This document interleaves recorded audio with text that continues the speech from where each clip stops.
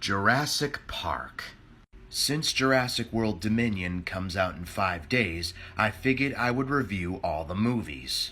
Starting with the 1993 classic. The film stars a paleontologist named Dr. Alan Grant, played by Sam Neill, a chaotician named Dr. Ian Malcolm, played by Jeff Goldblum, and a paleobotanist named Dr. Ellie Sattler, played by Laura Dern. And the trio get invited to a secluded island owned by John Hammond, played by Richard Attenborough. But what they didn't know was that the island was filled with creatures that were thought to have been extinct for millions of years.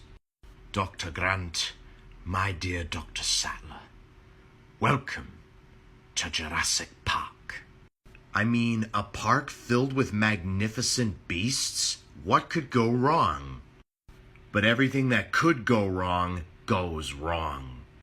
A huge storm hits the island and causes the power to go out.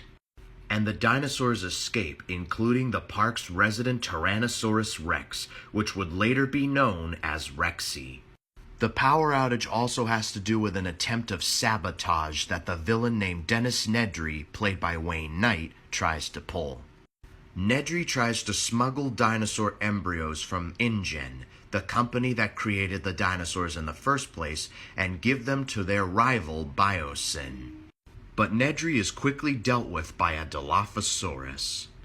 The main villains are a group of raptors led by a raptor called the Big One. Now that we got the summary out of the way, let's move on to the review. Jurassic Park will always be one of my favorite movies, I don't care what anyone says. This movie also has the least amount of dinosaurs in any movie, but there will be more as the movies progress. My favorite part of the movie has to be the T-Rex without a doubt. The sound effects used to bring the T-Rex to life are some of the best I've ever heard. And the epic final battle at the end between the T-Rex and the raptors is just chef's kiss. I also like how the raptors in this movie are bad guys rather than the good guys they're portrayed to be in the Jurassic World movies. And I've still got nightmares about the Dilophosaurus to this day.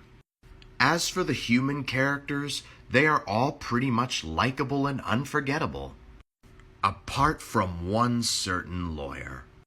But he definitely got what was coming to him in the most hilarious way. I'm giving this movie a 10 out of 10. It has flaws, but they can be overlooked.